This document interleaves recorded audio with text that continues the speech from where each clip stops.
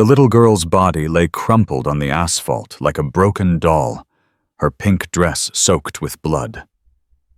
When the tattooed biker knelt beside her, she flinched so hard her broken bones shifted. "Please don't hurt me," she whispered through cracked lips. "I can't move."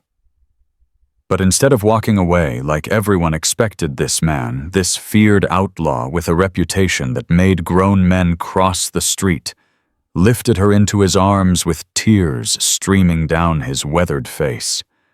What happened next would shatter everything you think you know about second chances. Before we continue, tell us where you're watching from in the comments, and make sure you're subscribed. This story will change you. Marcus Thornton hadn't felt anything in 6 years. Not when he buried his daughter. Not when his wife left. Not when he walked away from the only brotherhood he'd ever known, leaving behind 15 years of loyalty and blood. The Harley rumbled beneath him like a familiar heartbeat, the only constant in a life that had fallen apart piece by piece. Route 12 stretched empty through Montana's backcountry, nothing but sky and silence, and the kind of solitude that let a man forget he was still breathing. 8 months since he'd left the Black Serpents. 8 months of looking over his shoulder. 8 months of waking up in cold sweats reaching for a little girl who wasn't there anymore. Sophie. His hands tightened on the handlebars. She would have been 13 now. 13 years old, with her mother's smile and his stubborn streak. Instead, she was forever 7, frozen in time, buried in a cemetery he couldn't bring himself to visit. The engine coughed as Marcus crested a hill, and that's when he saw it. Skid marks, glass glittering on asphalt. A minivan wrapped around an oak tree, so completely the metal had become part of the bark. His boot hit gravel before his mind caught up. Military training. 12 years as a Marine medic. The instincts never died, even when everything else had. He was running before he made the conscious choice. Steam rose from the crumpled hood. The driver's side was crushed beyond recognition. Marcus's stomach turned when he saw the woman behind the wheel, or what was left of her. Gone. Nothing he could do. But then he heard it. A sound so small it nearly disappeared beneath the wind. A whimper. A breath. "Mommy." Marcus spun toward the voice. 15 feet from the wreck, thrown clear by the impact, a little girl lay face down in the dirt. Pink dress torn and bloodied. Dark hair matted against her cheek. Her left leg bent at an angle that made his medical training scream. 7 years old. Maybe 7. The same age Sophie had been. Marcus dropped to his knees beside her, and the girl's eyes flew open, wide brown, absolutely terrified.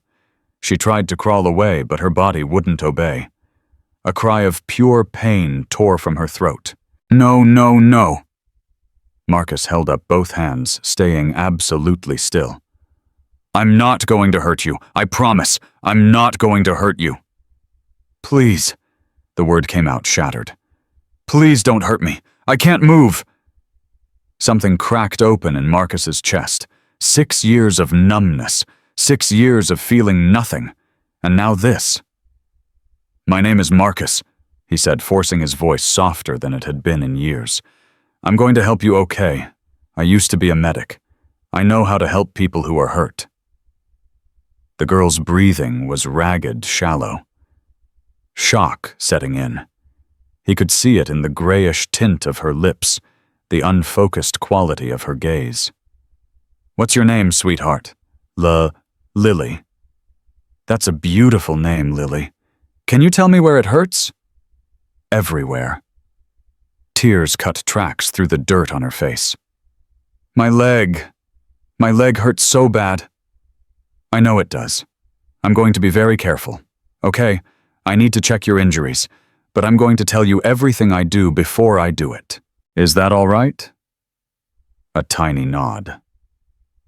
Marcus pulled off his leather jacket, the one with the faded black serpent's patch he'd never quite removed, and draped it gently over her small frame. His hands moved with practiced precision, checking her pulse, assessing her leg, looking for signs of internal bleeding. Fractured tibia. Probable concussion. Cuts and scrapes. But she was alive. Against all odds, she was alive. "You're being so brave," Marcus told her. So brave. I'm going to call for help now. Okay? The doctors are going to come and fix you right up. Where's my mommy? The question hit him like a bullet. Marcus looked toward the wreck, looked back at those trusting brown eyes. "The doctors will take care of everything," he said carefully. "Right now I need you to focus on being brave for me. Can you do that? Are you going to leave me?" His throat closed. Sophie had asked him the same thing. The night of the club run when he'd promised he'd be home by bedtime, when he'd kissed her forehead and said, "I'll never leave you, baby girl." And then he had. "No."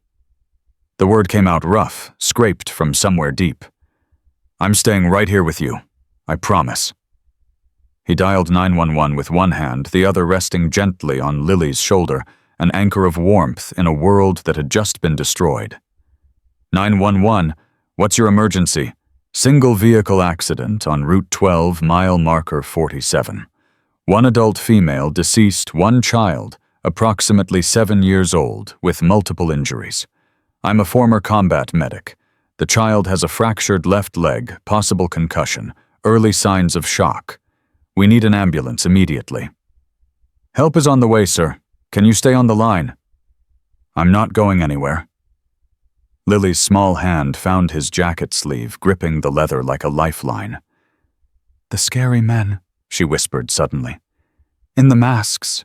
Are they coming back?" Marcus froze. "What scary men, Lily? They were following us. Mommy said they were following us. That's why she was driving so fast." Fresh tears spilled down her cheeks. "She kept looking in the mirror and crying, and then the car went bump and everything went spinning and—" Her voice broke into sobs.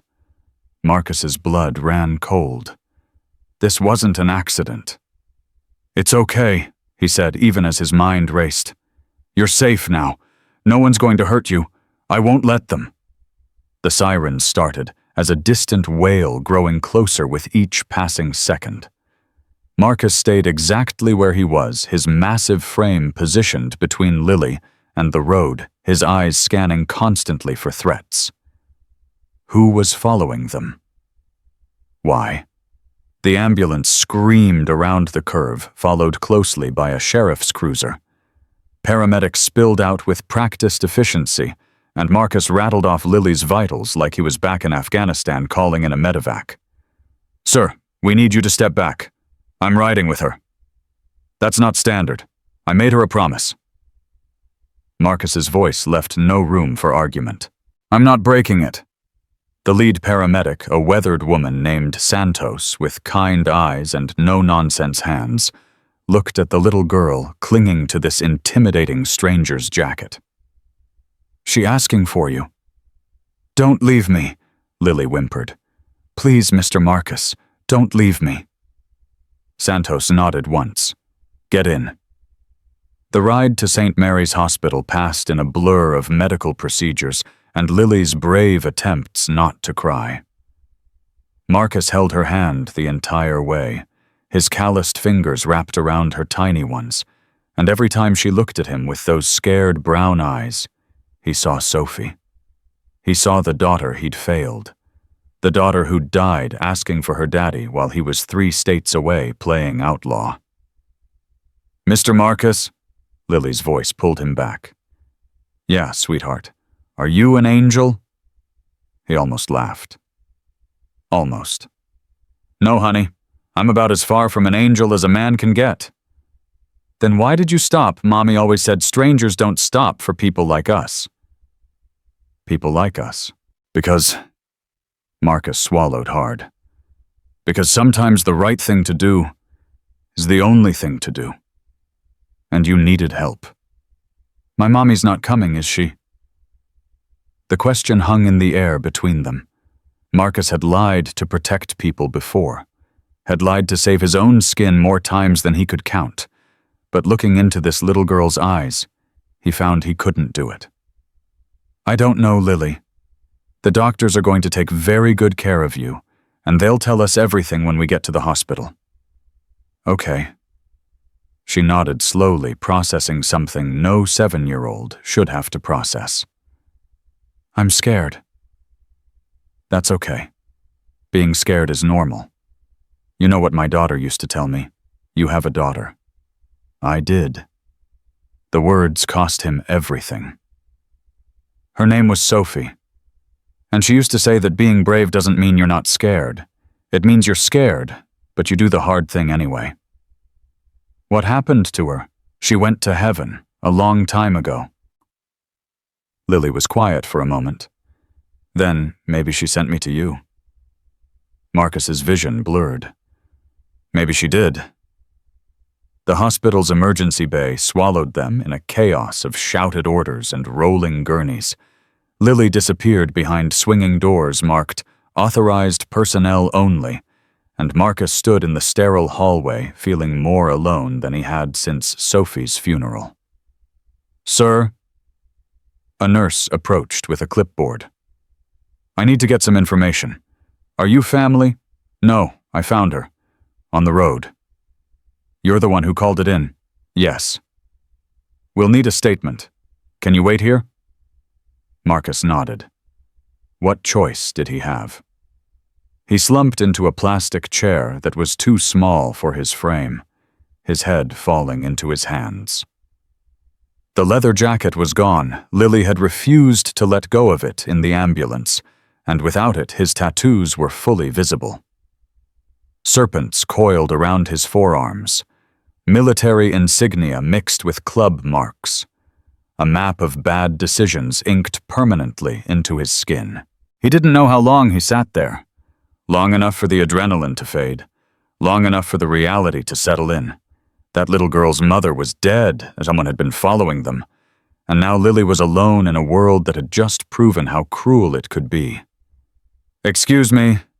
Marcus looked up to find a woman in scrubs staring at him with barely concealed suspicion. Dark hair pulled back in a messy ponytail, eyes red from recent tears, something familiar in the shape of her face. Are you Marcus? The one who found Lily? Yes, ma'am? I'm Rachel Chen, Lily's aunt. Her voice cracked on the last word. They told me my sister. I'm sorry. The words felt inadequate. I'm so sorry. Rachel pressed her hand to her mouth, fighting for control. When she spoke again, her voice was harder. The nurse said you rode in the ambulance with her, that you wouldn't leave her side.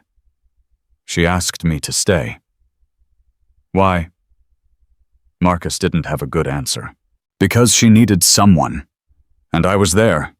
Rachel studied him, the tattoos, the scars, the kind of face that made mothers pull their children closer. Everything about him screamed danger, everything except the way he talked about her niece. She's asking for you, Rachel said finally. Lily. She keeps asking for the man who promised not to leave. Marcus stood slowly. I should go. What? I'm not family. I shouldn't be here. She's got you now. She's 7 years old. Rachel's voice broke. She just watched her mother die, and the only person she's asking for is you. She stepped closer, her exhaustion warring with something desperate. I don't know you. I don't trust you. But right now she needs you. So whatever you are, whatever you've done, can you please just help her through the next few hours?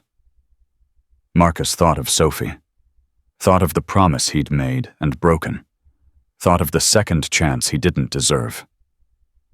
Yeah, he said quietly. I can do that. Room 314 was small and sterile, dominated by machines that beeped in steady rhythm. Lily lay propped against white pillows, her left leg encased in a bright purple cast, her small face pale beneath the fluorescent lights. But when she saw Marcus in the doorway, she smiled. Actually smiled. "You came back. I told you I would." Grown-ups say lots of things they don't mean. Marcus crossed the room and settled into the chair beside her bed. His massive frame looked absurd in the tiny seat, but he didn't care. "I meant it, Lily. When I make a promise, I keep it. Even to strangers. Even to strangers." She reached for his hand, and he gave it to her without hesitation. "Mr. Marcus." "Yeah, the doctor told me Mommy went to heaven." His chest ached. "I know, sweetheart. I'm so sorry. She's with Daddy now, and Grandma." Lily's voice was eerily calm, the shock still insulating her from the full weight of grief. "Aunt Rachel says I'm going to live with her. But she cries a lot. I don't want to make her cry more." "You're not making anyone cry, Lily.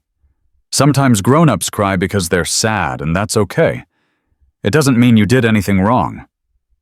"Did you cry when Sophie went to heaven?"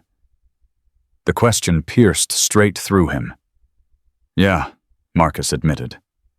"I cried for a long time." "Do you still cry?"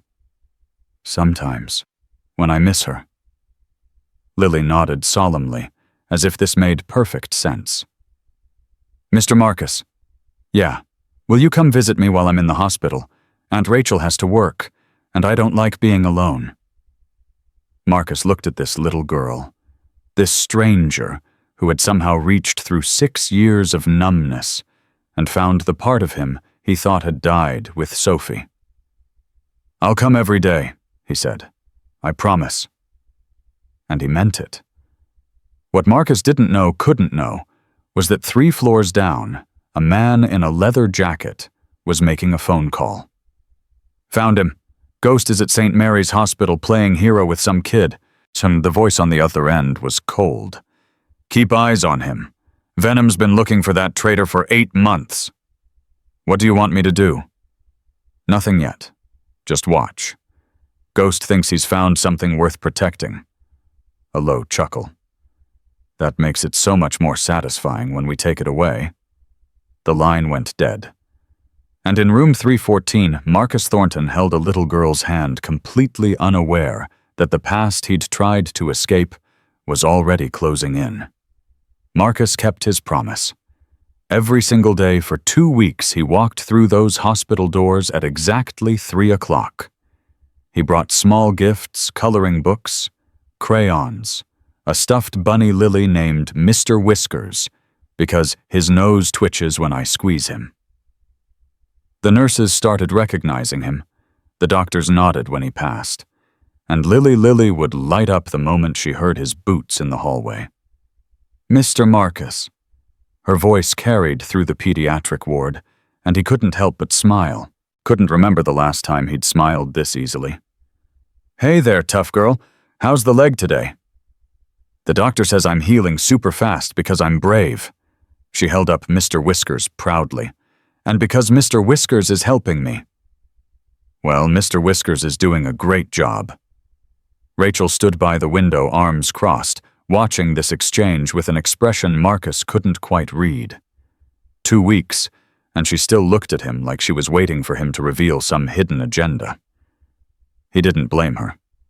A man like him showing up in a child's life tattoos, scars, a past he couldn't talk about anyone with sense, would be suspicious. "Can I talk to you outside?" Rachel's voice was clipped. Professional. Marcus glanced at Lily. "I'll be right back, okay? You work on that coloring page for me." "The purple one. The purple one." In the hallway, Rachel's composure cracked. "The social worker came today." Marcus's stomach dropped. "And they're evaluating whether I can keep custody." Rachel pressed her palm against her forehead, fighting tears. "I work double shifts, Marcus. I live in a 1-bedroom apartment. I can barely afford groceries, and now there's going to be medical bills and therapy and—" Her voice broke. What do they need? Marcus asked quietly. What do they need to see? Proof that I can provide stable care. A bigger apartment, reliable childcare, financial security. She laughed bitterly. Basically, a miracle. When's the evaluation? 3 weeks. Marcus nodded slowly, something shifting in his chest. Let me help. What? Let me help. I've got savings. I've got time. Whatever you need, grocery runs, babysitting, fixing things around your place, I can do it. Rachel stared at him. Why? Why would you do this for strangers? Because Lily's not a stranger anymore. Marcus held her gaze. And because I know what it's like to fail someone when they needed you most. I won't do that again. Something flickered in Rachel's eyes. Not trust, not yet, but the beginning of something that might become trust. If you hurt her, Rachel said quietly, if you disappear and break her heart, I won't. You can't promise that. I can. And I am. 3 days later, Marcus showed up at Rachel's apartment with a toolbox and a bag of groceries. The place was small, cramped really, but clean. Lily sat on the couch with her leg propped up, Mr. Whiskers tucked under her arm, watching cartoons with the focused attention of a child trying not to think about hard things. Mr. Marcus. She tried to get up, winced, settled back down. Aunt Rachel said you were coming. I brought dinner, and I'm going to fix that leaky faucet your aunt mentioned. Rachel emerged from the tiny kitchen, looking exhausted in her scrubs. You really don't have to. Already here. Marcus set the groceries on the counter. Go rest. You've got a shift tonight, right? How did you know that? Lily told me. She tells me everything. Something softened in Rachel's face. Just slightly. That became the routine. Marcus would arrive in the afternoon, spend time with Lily while Rachel caught a few hours of sleep before her night shift, then stay until it was time for Lily to go to bed. He taught her to play cards, read her stories in funny voices that made her giggle. And when she had nightmares, which happened almost every night, he was there to hold her hand and remind her she was safe. Tell me about Sophie, Lily said one evening out of nowhere. Marcus's hand stilled on the wooden block he'd been carving. He'd started teaching her basic woodworking, nothing with sharp tools, just sanding and shaping. It gave her something to focus on, besides her grief. What do you want to know? What was she like? Marcus set down the carving. A horse half finished. Sophie had loved horses.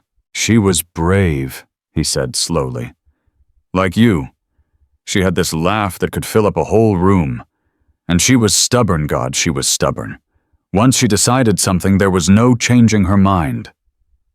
What did she want to be when she grew up? A veterinarian. She loved animals. Every stray cat in the neighborhood, every bird with a broken wing, she wanted to save them all. What happened to her? Marcus's throat closed. He'd never talked about this. Not to the club, not to his ex-wife, not to the therapist the VA had tried to make him see. But Lily was looking at him with those big brown eyes, and he found he couldn't lie to her. There was a car accident, he said quietly. A man had too much to drink, and he ran a red light. Sophie was with her mom going to get ice cream. Were you there? No. The word came out rough. I was 3 states away, on club business. What's club business? It was my job back then. I thought it was the most important thing in the world. Marcus's voice cracked. I was wrong. Lily reached out and put her small hand on his. I think Sophie would want you to be happy, she said solemnly. I think she'd be glad you stopped for me. Marcus couldn't speak, couldn't breathe. 6 years of grief locked up tight behind walls of numbness and rage, and this little girl had found the one crack that brought it all tumbling down. Yeah, he managed finally. Maybe she would. 2 weeks turned into 3. 3 turned into a month. The social services evaluation loomed closer, and Rachel's stress grew with each passing day. But something else was growing too.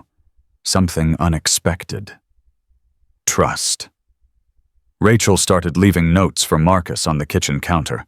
Lily's favorite snacks, her medication schedule, the name of the therapist who'd been helping her process the accident. And Marcus started noticing things about Rachel he hadn't seen before. The way she always checked on Lily twice before leaving for work.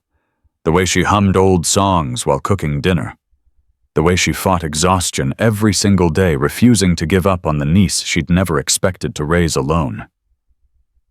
"She's doing better," Rachel said one night, watching Lily sleep from the doorway. "The nightmares are less frequent. She's actually laughing again. Kids are resilient. It's not just that." Rachel turned to face him. "It's you, Marcus. You've given her stability, safety, something to look forward to. I just show up." "Exactly." Rachel's eyes glistened. "You just show up. Every day. No excuses, no cancellations. Do you know how rare that is? Should be the bare minimum. But it's not. Not in my experience." They stood there in the darkness, something unspoken humming between them. Marcus felt the pull, the dangerous, terrifying pull, toward a life he'd convinced himself he didn't deserve. "I should go," he said quietly. "You should stay." He looked at her startled. "For dinner," Rachel added quickly, cheeks flushing. "I mean, Lily would want—" "Okay. Okay. Yeah, I'll stay for dinner." It was just dinner, but they both knew it was more than that.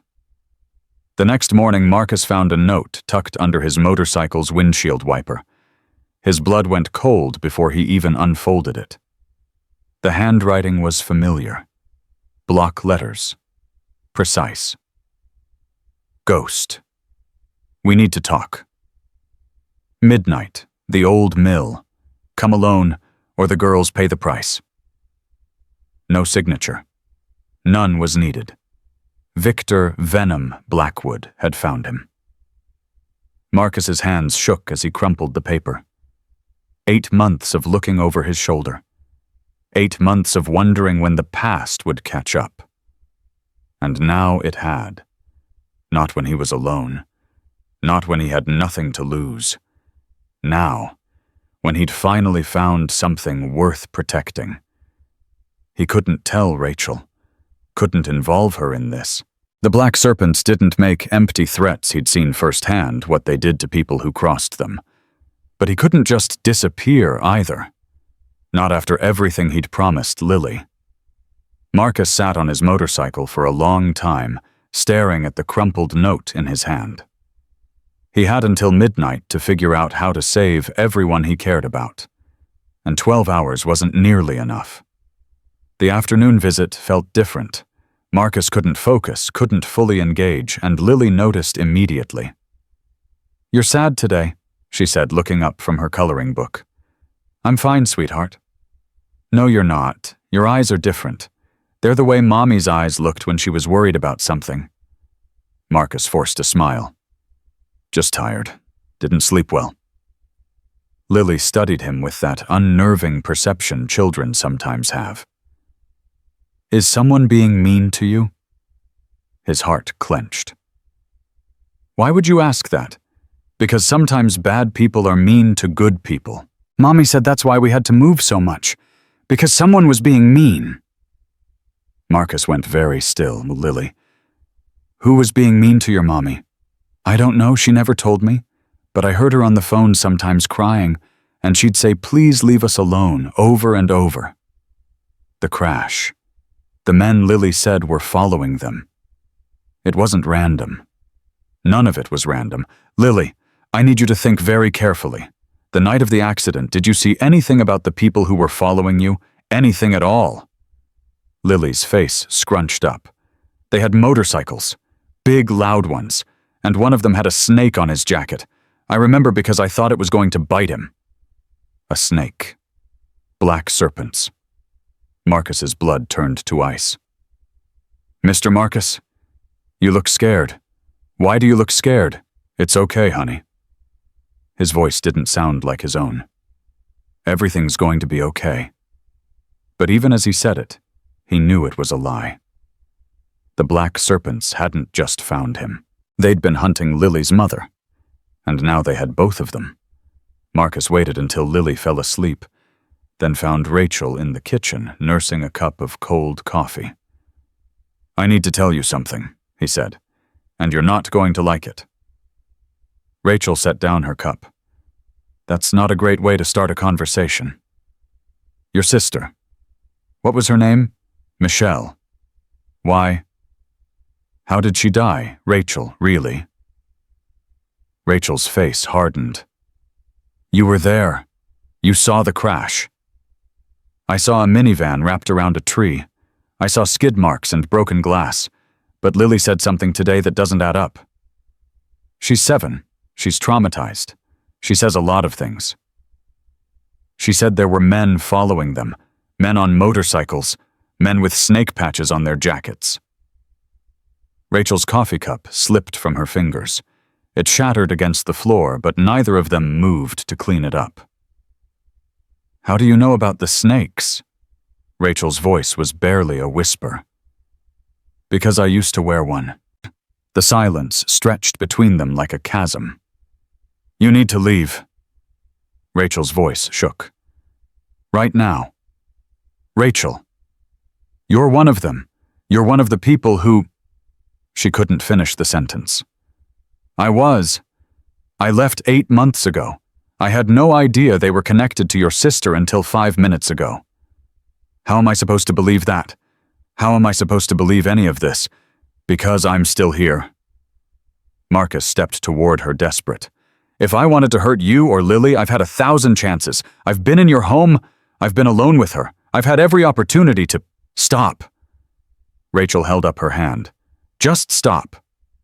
She was crying now, tears streaming down her face, and Marcus had never felt more like the monster everyone assumed he was. Michelle called me, Rachel said brokenly. 3 days before she died. She said someone was threatening her. She said she had information evidence about something that could bring down powerful people. She said if anything happened to her, I needed to protect Lily at all costs. What kind of information? I don't know. She wouldn't tell me. She just kept saying the less you know, the safer you'll be. Marcus's mind raced. Evidence. Information that could bring down powerful people. The Black Serpents ran drugs, guns, intimidation schemes across 3 states. If Michelle Chen had stumbled onto something, financial records, witness testimony, proof of their operations, they would have killed her for it. Where's the evidence now? I don't know. I've looked everywhere. Her apartment, her storage unit, her car, nothing. It's gotta be somewhere. They're still looking, which means they haven't found it either. Rachel wiped her eyes. What does this mean for Lily? It means they think she might know something. Or that Michelle might have hidden the evidence with her somehow. She's 7 years old. They don't care. Marcus's voice was grim. These aren't people who care about collateral damage. What do we do? 3 words. What do we do? Not what do I do. Not get out of my house. We. Despite everything, Rachel was including him. I got a note this morning, Marcus admitted. From their president, Venom. He wants to meet tonight, midnight. And you're going to go, I have to. If I don't, they'll come here. Then I'm coming with you. Absolutely not. She's my niece, Marcus. My sister died for whatever this is. I'm not going to sit here and, if you come with me, who watches Lily? That stopped her. I can't protect both of you at the same time, Marcus said quietly. I need you here with her, ready to run if things go wrong. Run where? I have a cabin. My grandfather left it to me. It's off-grid in the mountains. No one knows about it, not even the club. Marcus pulled a set of keys from his pocket and pressed them into Rachel's hand. If I'm not back by sunrise, you take Lily and you go. There's a map in my saddlebag, cash in the lining, enough to disappear for a while. Rachel's fingers closed around the keys. You're scaring me. Good. You should be scared. These people killed your sister. They won't hesitate to kill again. Then why are you going alone? Because maybe I can end this, make a deal, buy you time. And if you can't... Marcus looked at her, this woman he'd known for barely a month, who had somehow become the center of a life he'd thought was over. Then you run, he said, and you don't look back. He turned to leave, but Rachel grabbed his arm. Marcus. Yeah. She stood on tiptoe and kissed his cheek. Gentle. Brief. A prayer more than a promise. Come back, she whispered. She needs you. We both do. Marcus couldn't answer. Couldn't make another promise he might not be able to keep. He walked out the door and into the night carrying the weight of 2 lives on his shoulders and the certainty that before sunrise everything would change. Midnight came cold and quiet. The old mill sat abandoned on the edge of town, a relic from another era, its rusted machinery silent under a sliver of moon. Marcus killed his engine 50 yards from the entrance, listening. Motorcycles, at least 5 of them idling somewhere behind the main building. He wasn't alone. Marcus walked through the entrance with his hands visible every sense on high alert. The shadows shifted, and Victor Venom Blackwood stepped into the moonlight. He hadn't aged well. The years had turned his face to leather, his eyes to something cold and predatory. The snake tattoo on his neck seemed to move as he smiled. Ghost. Been a long time. Not long enough. That any way to greet your president, you're not my president anymore. I left. Yeah, about that.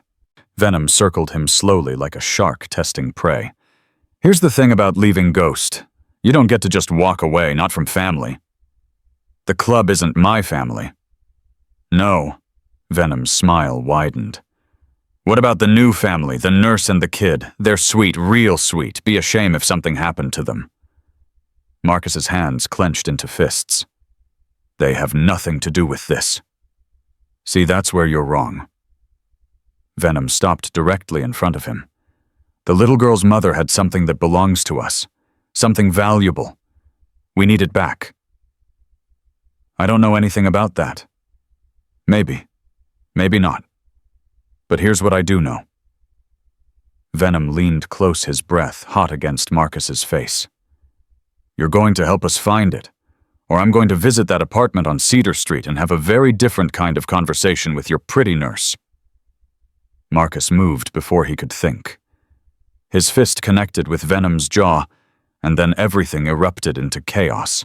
The first punch sent Venom staggering backward, blood spraying from his split lip.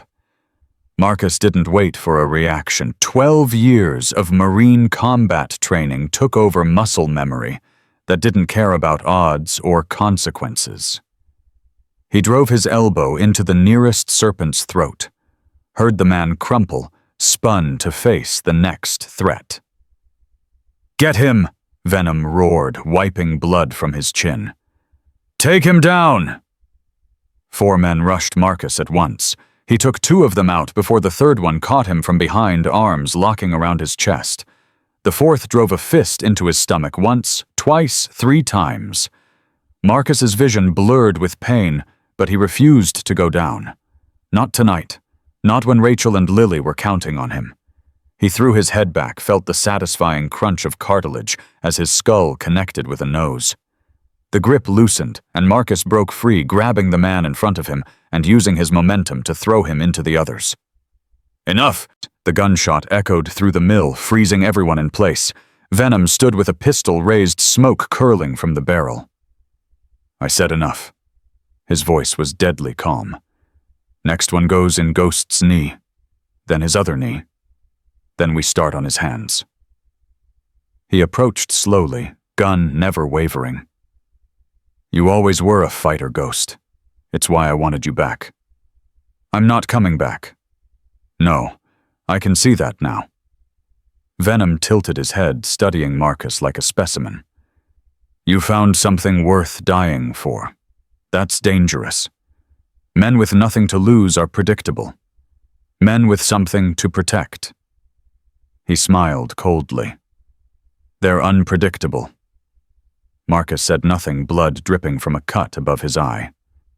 Here's what's going to happen, Venom continued.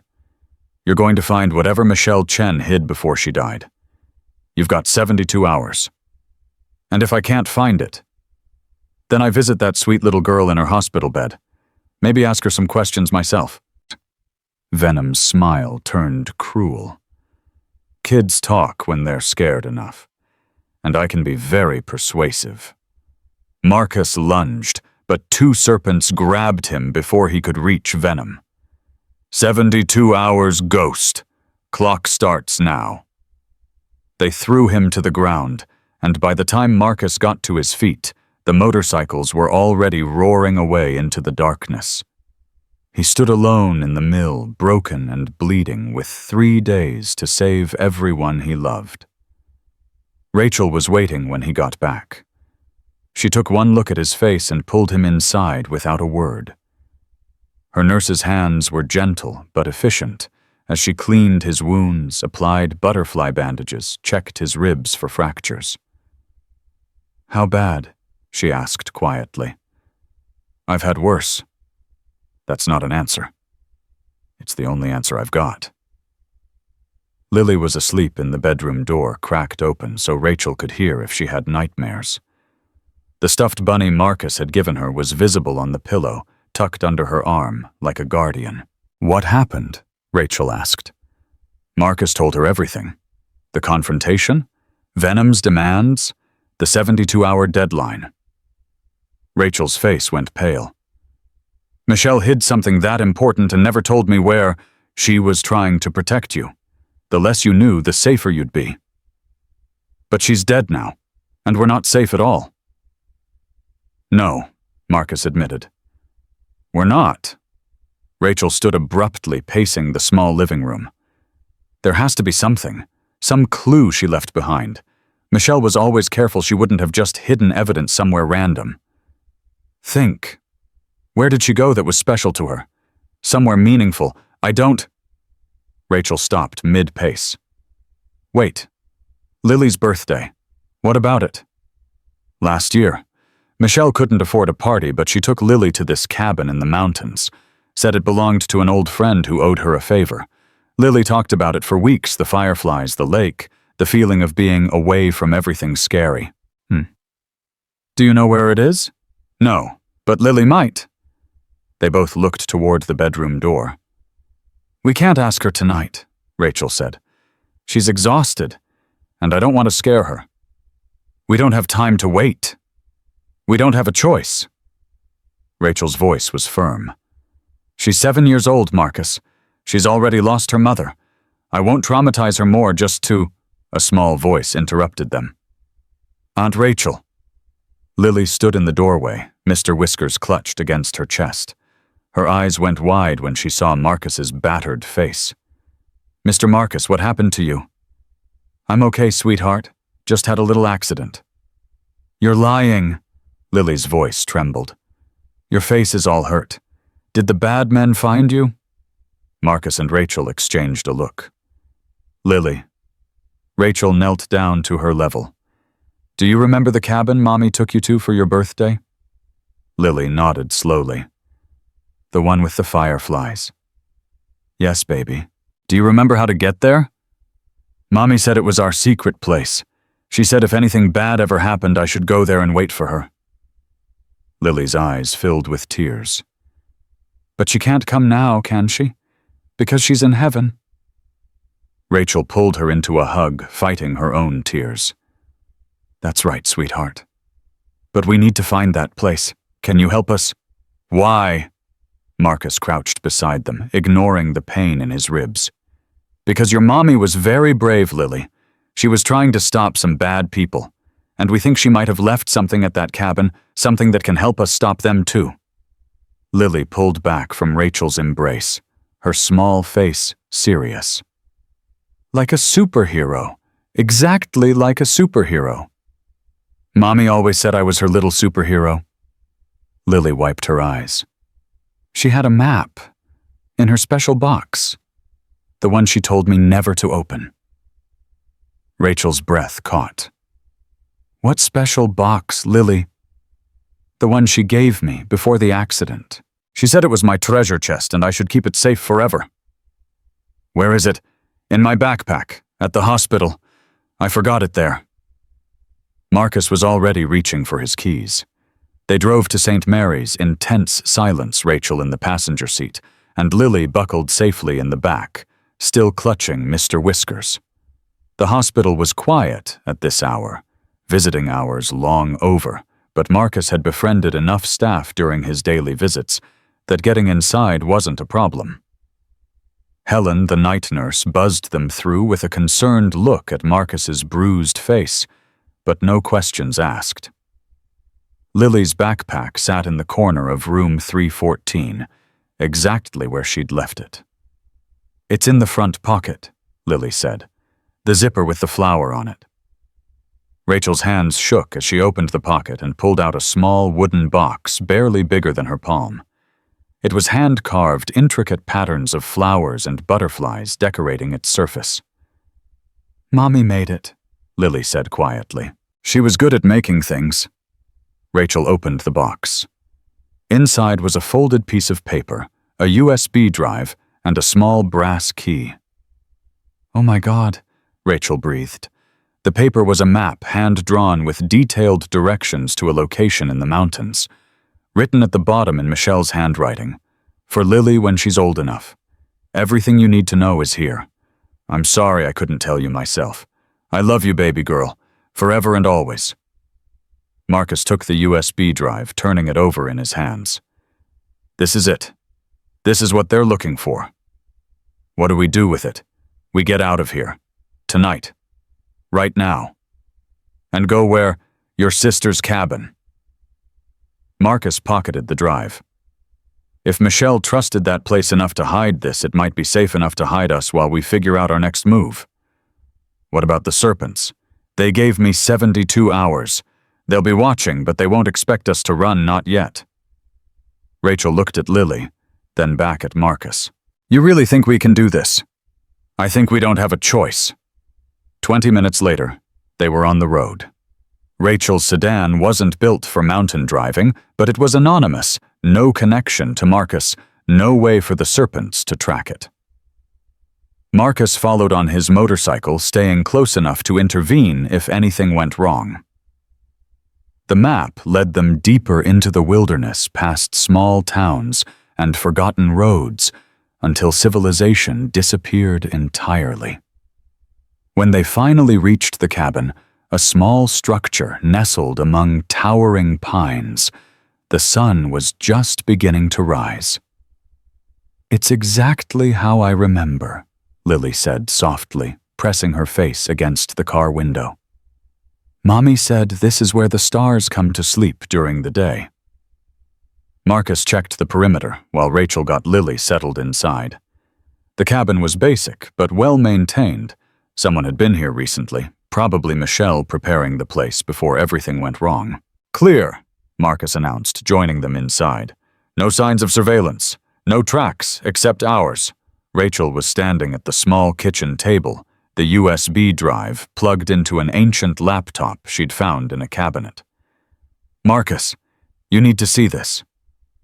He crossed the room and looked over her shoulder. The screen showed files, dozens of them. Financial records, photographs, audio recordings, everything documented in meticulous detail. "What is all this evidence?" Rachel clicked through the files, her face growing paler with each one. Michelle was gathering evidence: drugs, money laundering, bribery, even... She stopped, hand flying to her mouth. "Even what? Murder?" Rachel's voice was barely a whisper.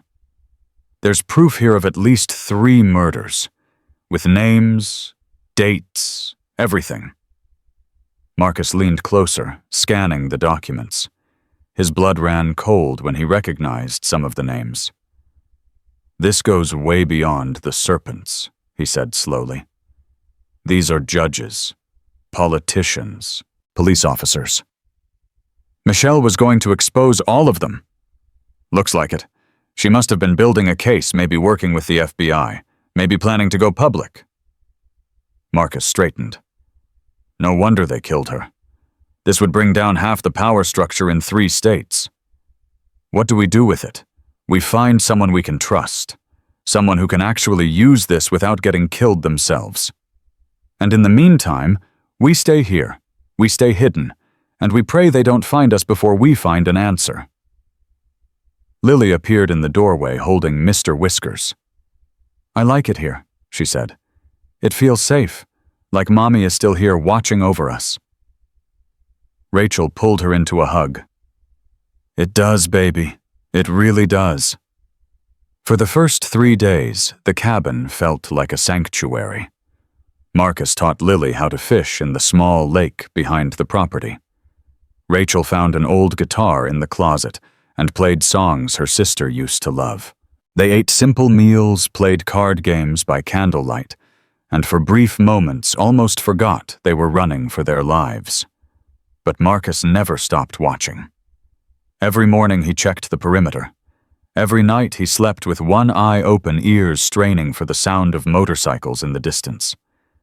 The deadline Venom had given him came and went, and the silence was almost worse than the threat itself. They were waiting for something. Marcus just didn't know what. On the 4th morning he found it. A GPS tracker, small and black, magnetically attached to the underside of his motorcycle's gas tank. His blood turned to ice. "Rachel."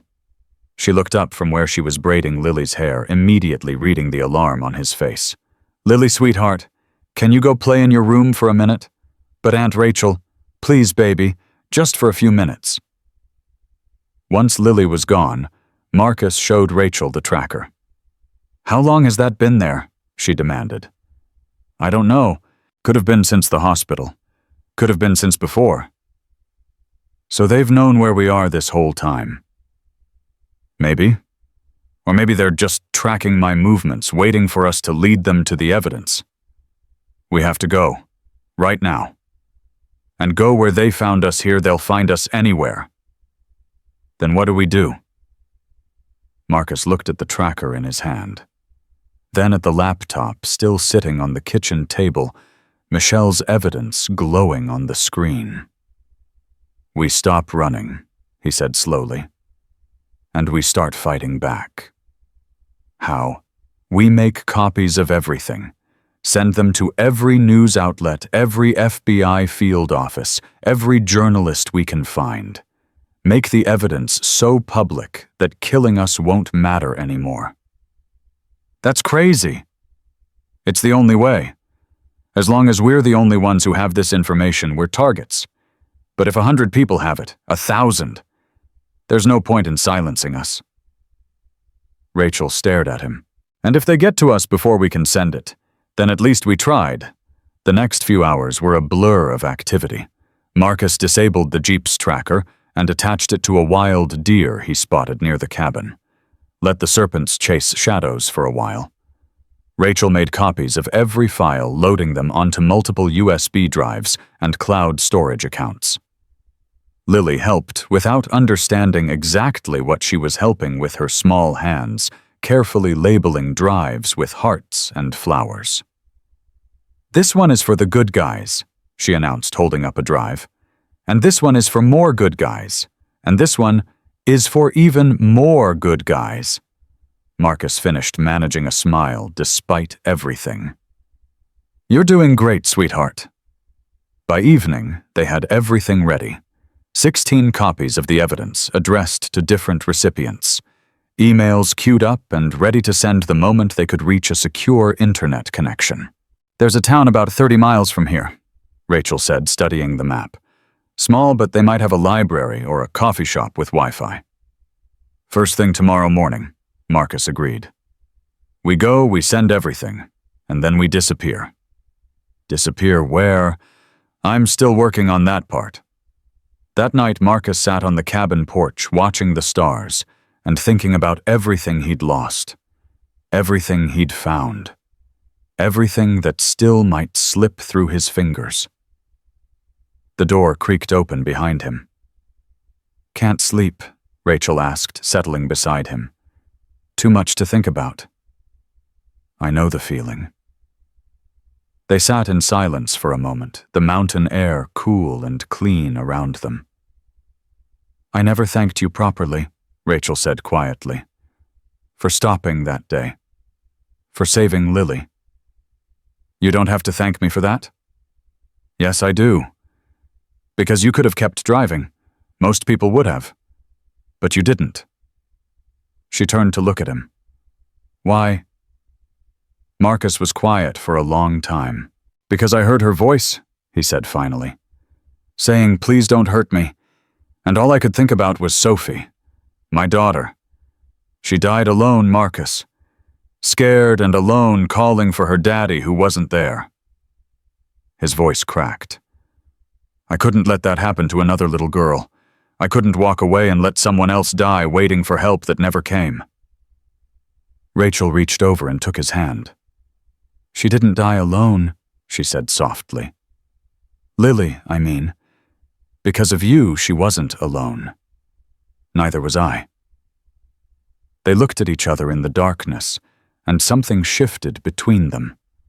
Something that had been building since that first day in the hospital when a suspicious nurse had looked at a dangerous stranger and decided to trust him with the thing she loved most. "Marcus, I know." He squeezed her hand. "I know. What happens when this is over, if we survive, I mean? What happens to us?" "I don't know," he admitted. "But I want to find out." Before Rachel could respond, Lily's scream split the night. They were both on their feet, instantly racing into the cabin. Lily was sitting up in bed, trembling violently, tears streaming down her face. "The snake men," she sobbed. "They're coming. I saw them in my dream. They're coming for us." Rachel gathered her into her arms. It was just a nightmare, baby. Just a bad dream. But Marcus had gone to the window. In the distance, barely visible against the dark horizon, headlights were moving up the mountain road. More than one vehicle. Coming fast. "It wasn't a dream," Marcus said, his voice flat with certainty. "They found us. Get Lily. We're leaving now." Rachel's face went white. "How much time do we have?" "Minutes. Maybe less." He grabbed the bag with the USB drives, threw it over his shoulder, and headed for the door. "Marcus, wait. There's no time to wait. Move." They ran. Rachel scooped Lily into her arms and ran. The little girl clung to her neck, whiskers crushed between them, too scared to cry. Marcus grabbed the bag with the evidence, his mind racing through options that were shrinking by the second. "The back trail," he said, voice low and urgent. "There's a path through the woods. It leads to an old ranger station about 2 miles out. 2 miles with Lily. We don't have a choice." The headlights were closer now, bouncing off the trees as the vehicles climbed the mountain road. 3 sets. Maybe 4. More than enough to surround the cabin and trap them inside. They hit the tree line just as the first motorcycle crested the ridge. Marcus pulled Rachel down behind a fallen log hand, clamped over Lily's mouth to muffle her frightened whimpers.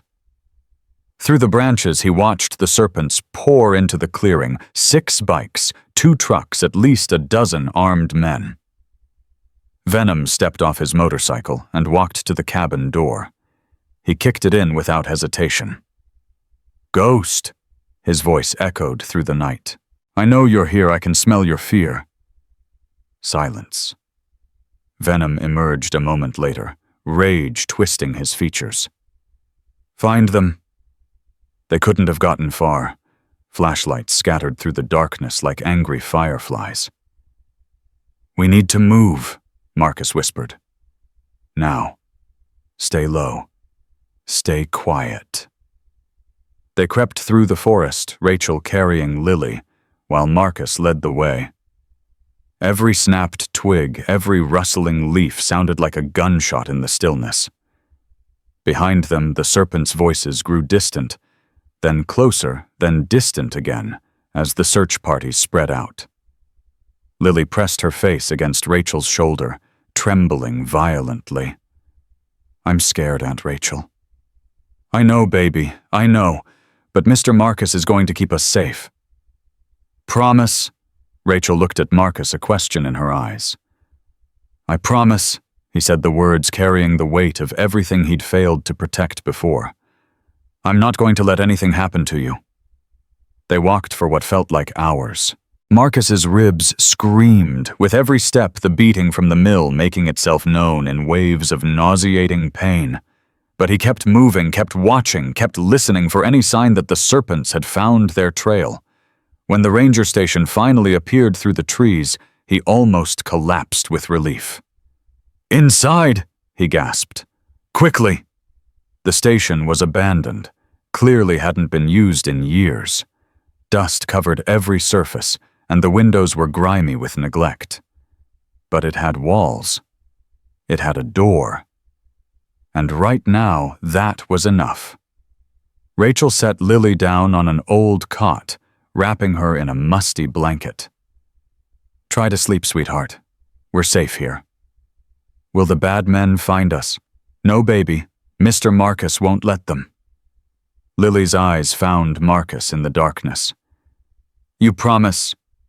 "I promise." She nodded slowly. Exhaustion finally winning over fear. Within minutes, her breathing had evened out. Mr. Whiskers clutched tight against her chest. Rachel joined Marcus at the window where he was watching the tree line. "What's the plan?" she asked quietly. "Dawn's in a few hours. There's a road about a mile from here that leads into town. We can make it there before they figure out we're not in the woods anymore. And then we send the evidence, all of it, to everyone. What if they catch us first?" Marcus didn't answer. He didn't need to. They both knew what would happen if Venom got his hands on them.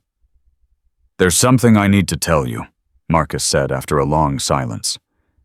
In case things don't go the way I hope." "Don't. Rachel, don't say goodbye to me, Marcus. Don't you dare."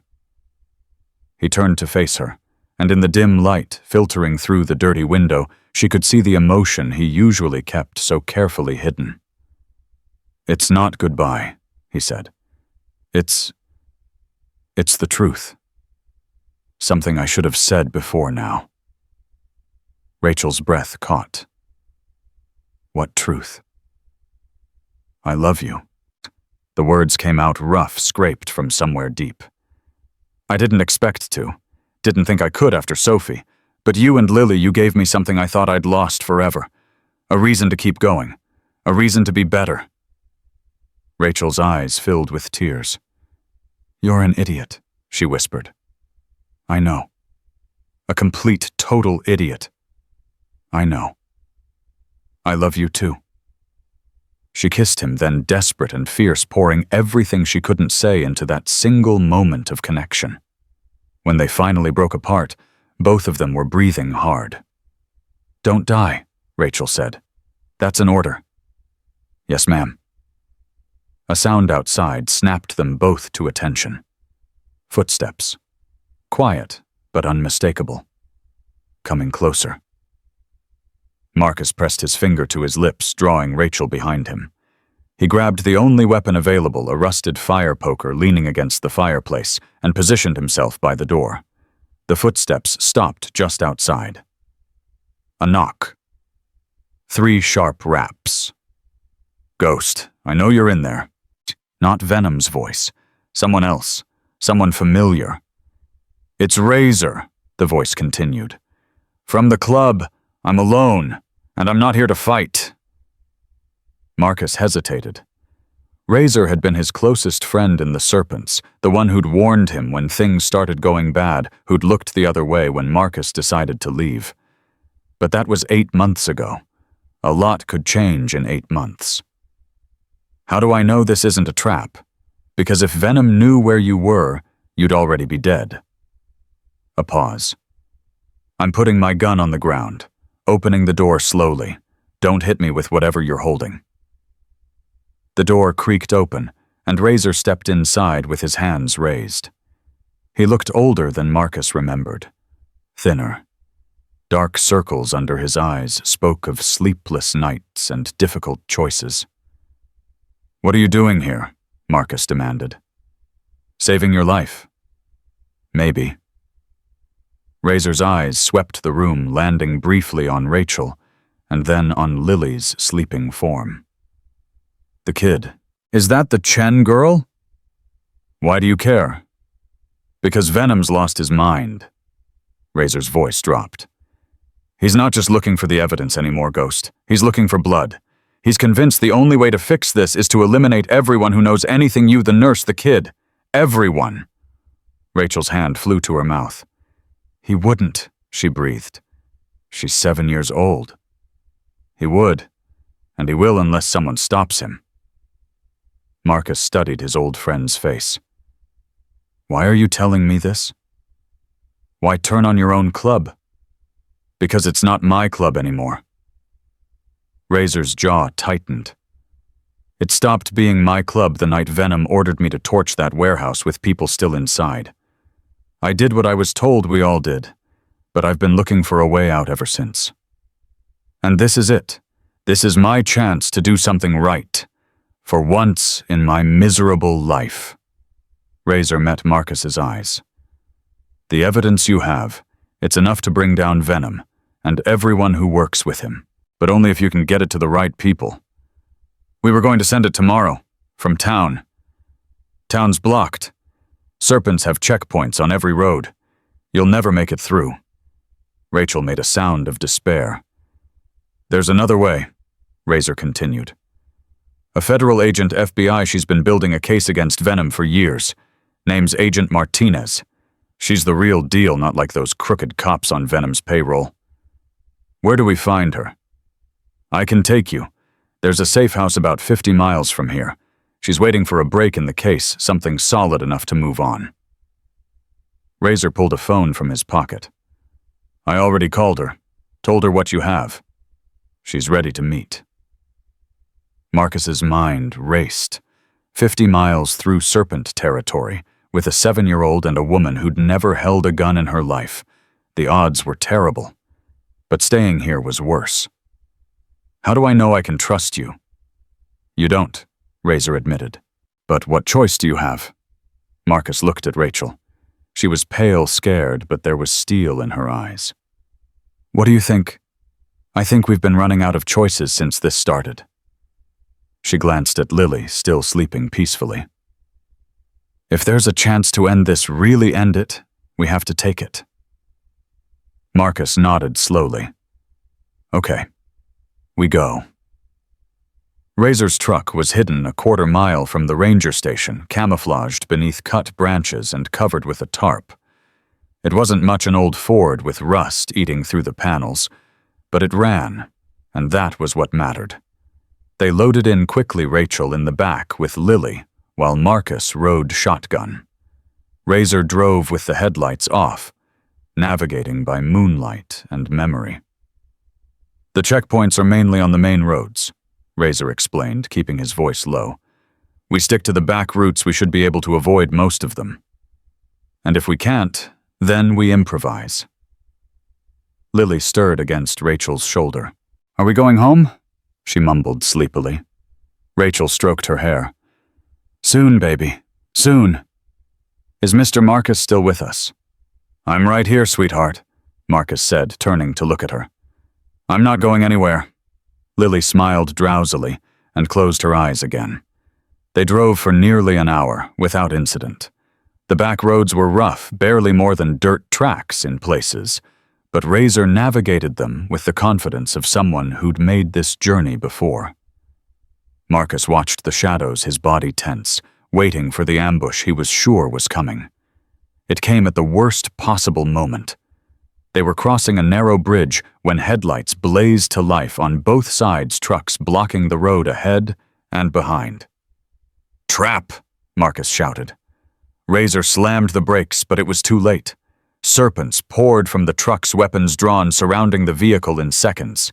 And standing in the center of the bridge, arms crossed and smile triumphant, was Venom. "Ghost!" His voice carried clearly through the night.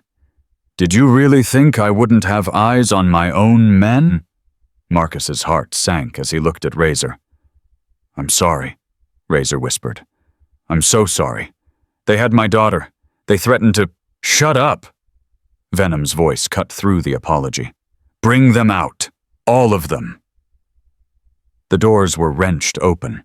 Hands grabbed Marcus, dragged him from the truck, threw him to his knees on the rough pavement. Rachel screamed as they pulled Lily from her arms.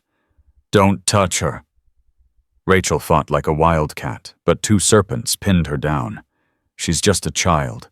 She doesn't know anything. She knows enough." Venom approached slowly, savoring his victory. "She knows what her mother hid. She knows where to find it. And now—" He crouched in front of Marcus, that cold smile still in place. "Now I'm going to make you watch while I get those answers." "Kill me," Marcus said through gritted teeth. "Kill me instead. Leave them alone." "Oh, I'm going to kill you. Eventually, but first—" Venom stood and walked toward Lily, who was being held by a massive serpent twice her size. "First, we're going to have a little conversation." Lily was crying now, terrified sobs shaking her whole body. "Please don't hurt me," she whimpered, the same words she'd spoken on that highway a lifetime ago. "Please don't hurt me." Something broke inside Marcus. 6 years of guilt. 6 years of failure. 6 years of watching helplessly while the people he loved suffered. Not again. Never again. He moved before anyone could stop him. His elbow drove into the throat of the man holding him. He grabbed the gun from the man's holster, rolled, and came up firing. 2 serpents dropped. 3. Chaos erupted on the bridge. "Get Lily!" Marcus shouted at Rachel. "Get her to the truck!" Rachel didn't hesitate. She tackled the man holding Lily, clawing at his eyes until he released the child. Then she was running Lily in her arms, sprinting toward Razor's truck while bullets tore through the air around her. Marcus provided cover fire, moving backward, keeping himself between the serpents and the people he loved. 1 shot left. He aimed it at Venom. "It's over," Marcus said. "Let them go." Venom laughed. Actually laughed. "You think 1 bullet is going to stop this? You think killing me ends anything? Maybe not, but it's a start." He pulled the trigger. The click of an empty chamber was the loudest sound Marcus had ever heard. "Miscount," Venom said softly. "Happens to the best of us." The blow came from behind, something hard and heavy, connecting with the back of Marcus's skull. The world tilted sideways, then went black. The last thing he heard was Lily screaming his name. When Marcus woke, he was tied to a chair. Blood dripped from a cut on his forehead, and his vision swam with every movement. But he could see enough to know where he was, back at the old mill, the same place Venom had threatened him before. And Lily was sitting across from him, also bound, tears streaming down her face. "Mr. Marcus!" she sobbed. "Mr. Marcus, wake up!" "I'm awake, sweetheart." His voice came out as a croak. "I'm awake. Are you hurt? They hit Aunt Rachel. She fell down and she's not moving." Marcus's blood ran cold. "Where is she?" "Over there." Lily nodded toward a shadowy corner. "She won't wake up. I keep calling her name, but she won't wake up." "She's going to be okay," Marcus said, even though he couldn't see. Rachel couldn't tell if she was breathing. She's going to be fine. You're lying. Lily's voice was small, but certain. Grown-ups always lie when they're scared. Before Marcus could respond, a door slammed open and Venom strode in, followed by half a dozen serpents. Awake at last. Venom pulled a chair over and sat facing Marcus close enough that Marcus could smell the cigarette smoke on his breath. You've caused me a lot of trouble, Ghost. A lot of time. A lot of money. A lot of explaining to people who don't like explanations. Let the girl go. She doesn't know anything. See, I don't believe that. Venom leaned forward. Her mother was clever. Too clever. She would have left instructions, hidden clues, something to make sure her work survived, even if she didn't. She was 7 when her mother died. What could she possibly know? Children remember more than we think. Venom stood walking toward Lily with slow, deliberate steps, especially when properly motivated. Don't touch her. Marcus strained against his bonds, but the ropes held fast, helpless. Again. Just like with Sophie. Venom crouched in front of Lily, his voice deceptively gentle. Hello, sweetheart. Do you remember me? Lily shrank back as far as her bonds would allow. You're the Snake Man, from my dreams. That's right. And I need you to help me with something. Your mommy had some very important papers. Do you know where she put them? I don't know. Lily's voice trembled. I don't know anything. Think harder. Venom's gentle tone didn't change, but something dangerous flickered in his eyes. Maybe she told you a secret. Maybe she gave you something special to keep safe. The box. Lily's lip quivered. She gave me a box, but the papers are gone now. The man took them. Venom's head snapped toward Marcus. What papers? Where? Gone, Marcus said. Sent to a dozen different places before you caught us. News stations, FBI offices, journalists. It's over, Venom. Even if you kill all of us, the evidence is already out there. For a long moment, silence filled the mill. Then Venom started to laugh. Low at first, then building to something manic, unhinged. You think that stops anything? He grabbed Marcus by the collar, pulling him close. You think a few emails are going to bring down an empire? I've got judges in my pocket. Senators. Police chiefs. By the time those files reach anyone who matters, they'll be buried so deep no one will ever find them. You're lying. Am I? Venom released him, straightening his jacket. There's only one copy that matters now. The original. The one with enough metadata to prove authentication. His eyes gleamed. Where is it? Marcus said nothing. Fine. Venom pulled a knife from his belt and walked toward Lily. Let's see if the girl can help jog your memory. No. Marcus threw himself against the ropes with everything he had.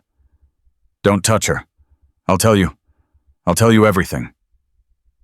Venom paused, knife hovering inches from Lily's face.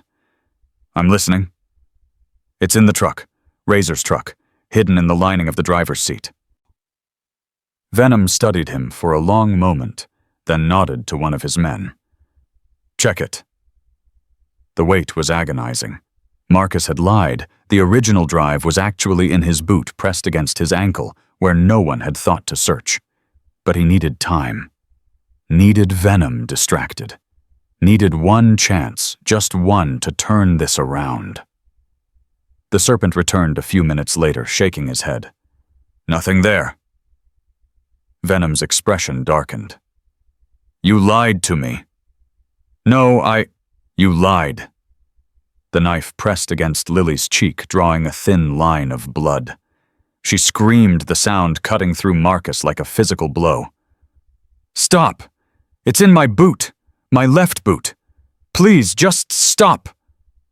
Venom nodded again, and another serpent crossed to Marcus, yanking off his boot. The USB drive clattered to the floor. There it is. Venom picked it up, examining it like a precious gem. Finally. He turned back to Marcus' knife, still in hand. Thank you for your cooperation, Ghost. Unfortunately, I no longer need any of you alive. The mill door exploded inward. FBI, nobody move. Agents poured through every entrance, weapons drawn, shouting commands. Serpents dropped their guns, hands shooting into the air. Venom spun toward the chaos knife raised, and a single shot rang out. He crumpled to the ground, the knife clattering from his lifeless fingers. Agent Martinez stepped over his body gun, still smoking, and walked directly to Lily. You're safe now, sweetheart, she said softly, cutting the girl's bonds. You're safe. Lily threw herself into the agent's arms, sobbing. And across the room, Marcus finally let himself breathe. Rachel's eyes opened 3 days later. Marcus was there when it happened, sitting in the same hospital chair he'd occupied since the FBI had cleared him for release. He hadn't slept more than a few hours at a time, couldn't bear the thought of her waking up alone. Hey, she whispered. Voice cracked from disuse. Hey yourself. He leaned forward, taking her hand. You scared the hell out of me. What happened? Concussion. Pretty bad one. They had to relieve some pressure. His thumb traced circles on her palm. But you're going to be okay. Doctor says full recovery. Rachel's eyes darted around the room. Lily. Where's Lily? She's fine. She's in the children's ward, actually. Insisted on staying close to you. Marcus smiled softly. She's been driving the nurses crazy, asking when Aunt Rachel is going to wake up. Tears spilled down Rachel's cheeks. And Venom the serpents. Gone. All of them. The FBI rounded up everyone connected to the operation. 23 arrests so far, including 2 judges and a state senator. Marcus squeezed her hand. Your sister's evidence brought down the whole organization. Michelle saved a lot of lives. Rachel closed her eyes, fresh tears streaming. She never told me what she was doing. All those years I thought she was just running from bad relationships, bad choices. She was protecting you, protecting Lily, the only way she knew how. I should have helped her. You're helping now, that's what matters. The door burst open and Lily came flying in, Mr. Whiskers bouncing against her chest. Aunt Rachel. She scrambled onto the bed, careful of the IV lines, and threw her arms around Rachel's neck. You woke up, the doctor said you might not wake up for a really long time, but I told him you would because you promised to never leave me. Rachel held her tight, sobbing openly now. I'm here, baby. I'm right here. I was so scared. Lily's voice was muffled against Rachel's shoulder. The bad men hurt you and I couldn't do anything. I just kept crying and Mr. Marcus kept telling me you'd be okay, but I was still scared. I know, sweetheart. I know. But Mr. Marcus saved us. Lily pulled back, her face serious. He fought all the bad men even though there were so many of them. And then the police came and the snake man fell down and now we're safe. Rachel's eyes found Marcus over Lily's head.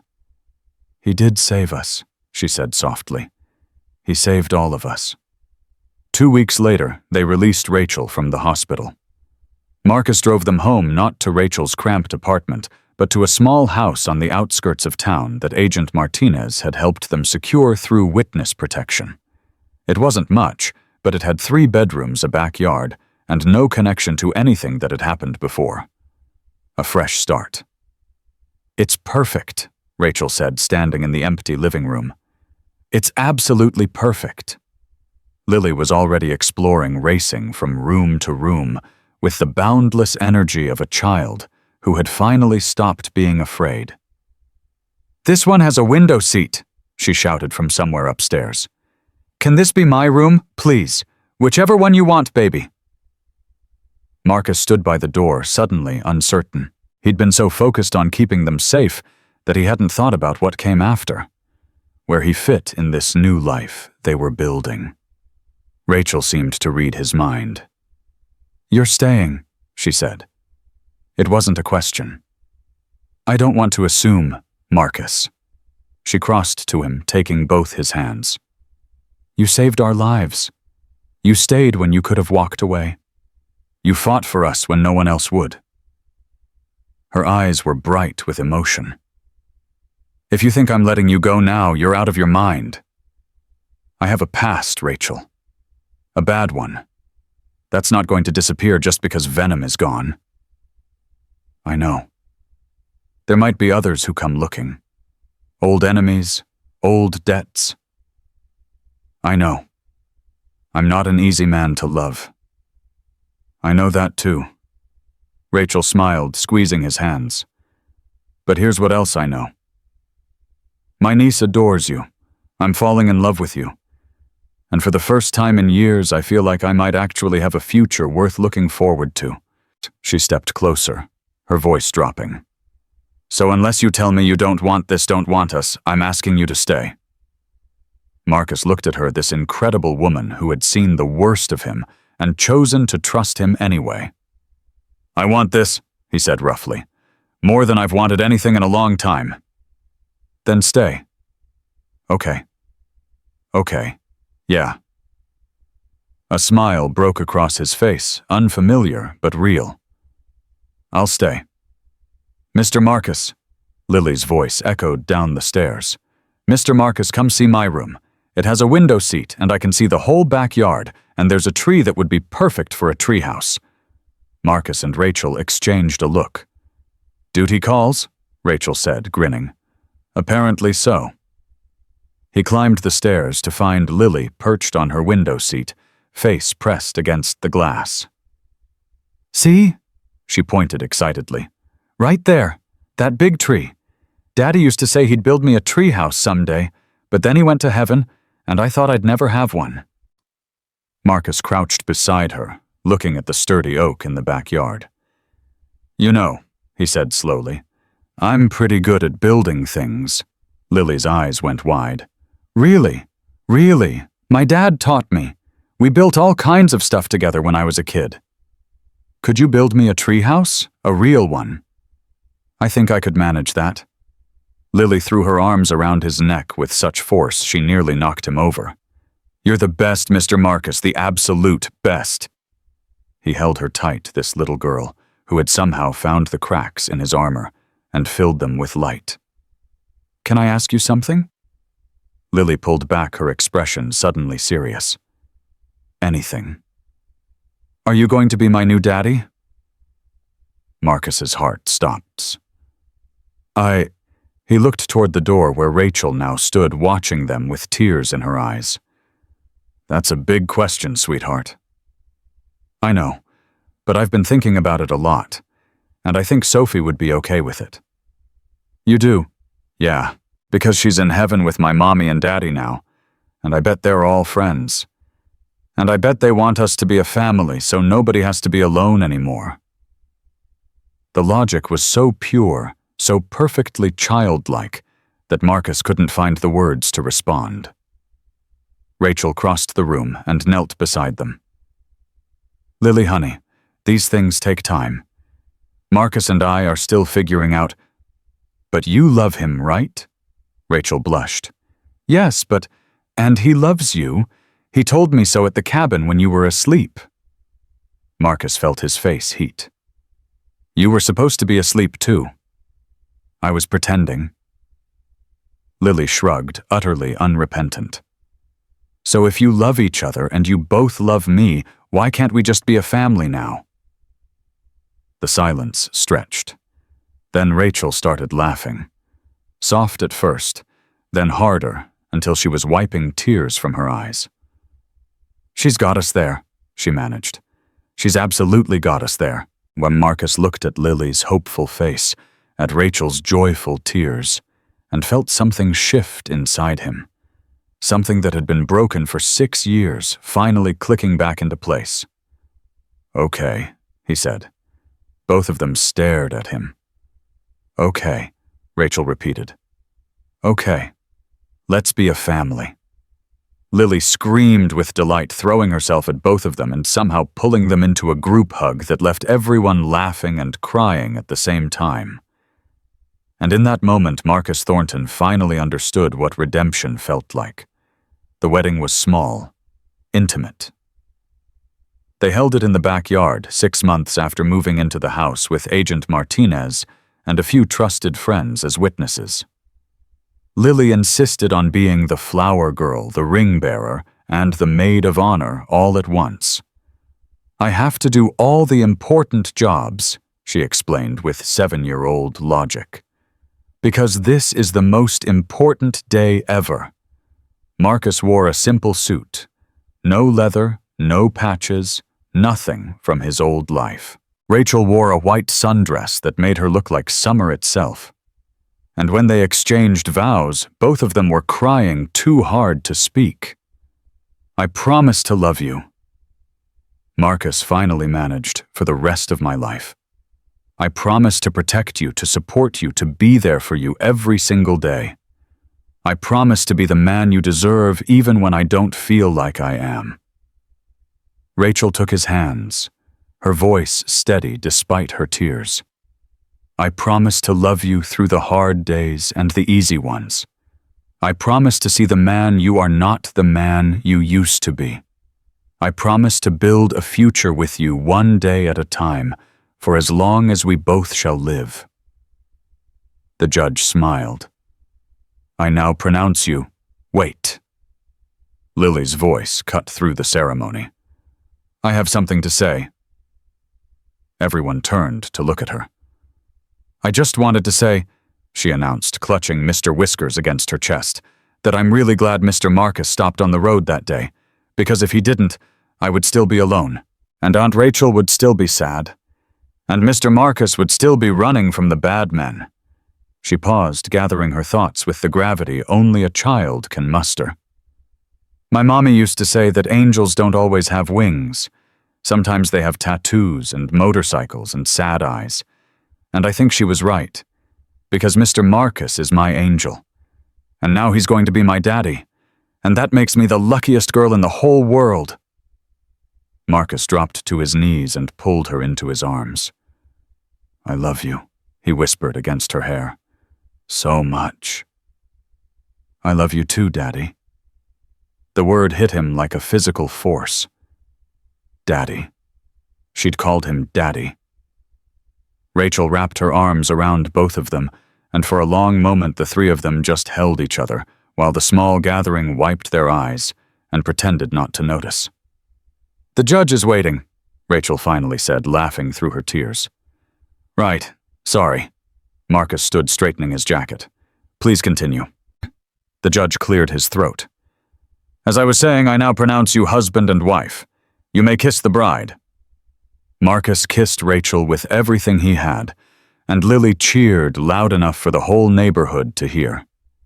1 year later, they returned to Sophie's grave.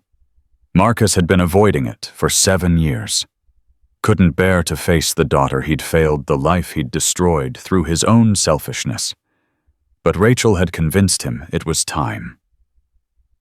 She deserves to meet Lily, Rachel said, and you deserve to say goodbye properly. So they went. All three of them. The cemetery was peaceful sun filtering through the trees and casting dappled shadows across the grass.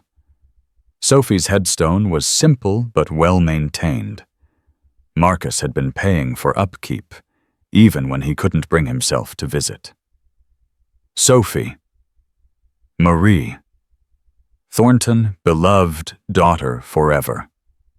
7. Marcus knelt in front of the stone lily beside him, Rachel standing just behind. Hey, baby girl, he said softly. It's been a while. I'm sorry I stayed away so long. I was ashamed. Ashamed of what I did. What I didn't do. Lily reached out and put her small hand on his shoulder. I met someone, Marcus continued, voice cracking. Her name is Lily. She's 7 just like you were, and she She saved me, Sophie. She saved me when I didn't think I deserved to be saved." He pulled Lily forward gently. "Sophie, this is Lily. Lily, this is Sophie." Lily studied the headstone with serious eyes. "Hi, Sophie," she said. "I've heard a lot about you. Your daddy talks about you all the time. He says you were brave and stubborn, and you loved animals." She paused. "I love animals too. And I'm pretty stubborn. Aunt Rachel, Mommy says I get it from Mr. Marcus." She pulled a small bundle of wildflowers from her pocket and laid them carefully against the stone. "I wanted to say thank you," Lily continued, "because I think you sent your daddy to find me. I was really scared and hurt, and he stopped when nobody else would. He saved my life, and now he's my daddy, too." Her voice wobbled slightly. "I hope that's okay. I'm not trying to take your place. I really needed a daddy, and I think maybe he really needed another little girl to love." Marcus couldn't hold back the tears any longer. He pulled Lily into his arms, holding her tight against his chest, and for the first time in 7 years, he let himself grieve properly. Let himself feel the full weight of what he'd lost and what he'd found. "It's okay, Daddy," Lily whispered, patting his back the way he'd patted hers so many times. "Sophie's not sad. She's happy. I can feel it." "How do you know?" "Because the sun is shining on us, and Mommy says that's how angels let us know they're watching." Marcus looked up at the sky, at the golden light breaking through the clouds, and for the first time in 7 years, he believed it. Rachel knelt beside them, completing the circle. "She would have loved you," Marcus said to Lily. "Sophie, she would have loved you so much." "I know, and I love her too, even though we never got to meet." Lily smiled that pure, innocent smile that had first broken through Marcus's walls. "But I'll take care of you for her, I promise. That's what sisters do." Marcus pulled both of them close, his family, the one he'd lost, and the one he'd found held together in the warm light of forgiveness. 3 months after that, Marcus officially adopted Lily. The courthouse was the same one where they'd been married, the same judge presiding. But this time, the paperwork was different. This time, it made their family legal, permanent, unbreakable. "Do you understand what you're agreeing to?" the judge asked Lily. "This means Marcus Thornton will be your legal father with all the rights and responsibilities that entails." Lily nodded vigorously. "I understand, and I want it more than anything." "And you, Mr. Thornton? Do you accept Lily Chen as your daughter, promising to love, protect, and provide for her from this day forward?" Marcus looked at Lily, at this fierce, brave, incredible little girl who had whispered, "Please don't hurt me," from a roadside ditch, and somehow ended up saving his soul. "I do," he said, "with everything I am." The judge smiled. "Then by the power vested in me, I declare this adoption final. Lily, you are now legally Lily Chen Thornton." Lily threw herself into Marcus's arms with a shriek of joy. "I have a daddy!" she shouted to anyone who would listen. "I have a daddy and a mommy and a real family." Rachel wrapped her arms around both of them, laughing and crying at the same time. "We did it," she whispered. "We're really a family." "We always were," Marcus said. "Now it's just official." They walked out of the courthouse together, hands linked, ready to face whatever came next. That night, after Lily was asleep in her room with Mr. Whiskers and a new family portrait she'd drawn herself, Marcus sat on the porch and looked up at the stars. Rachel joined him, settling into the chair beside his. "Penny, for your thoughts. Just thinking about how different everything is. A year ago, I was running from everything. Now," he gestured at the house, at the life they'd built. Now I have something worth standing still for. Any regrets? Just one. He turned to look at her. That I almost drove past her that day.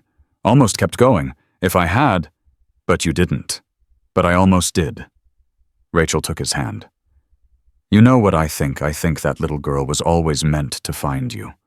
I think somehow, somewhere, Sophie knew you needed saving, and she sent you exactly the right person to do it. Marcus was quiet for a long moment. Maybe she did, he finally said. Maybe she did. From inside the house, Lily's voice drifted through the open window. She was talking in her sleep, as she sometimes did. Love you, Daddy. Love you, Mommy. Love you, Sophie. Marcus closed his eyes, feeling the warm weight of peace settle over him. He'd spent 48 years running. Running from pain, running from responsibility, running from the consequences of every bad choice he'd ever made. It had taken a broken little girl, a whispered plea, and the courage to stop running to show him what he'd been missing all along. Family wasn't something you earned. It wasn't something you deserved. It was something you chose every single day with every single action. And Marcus Thornton had finally made his choice. He chose to stay. He chose to love. He chose to be the man Sophie had always believed he could be. Some people said redemption was impossible, said the past defined you trapped, you determined everything you'd ever become. But Marcus knew better now. Redemption wasn't a destination. It was a decision. And he'd made his.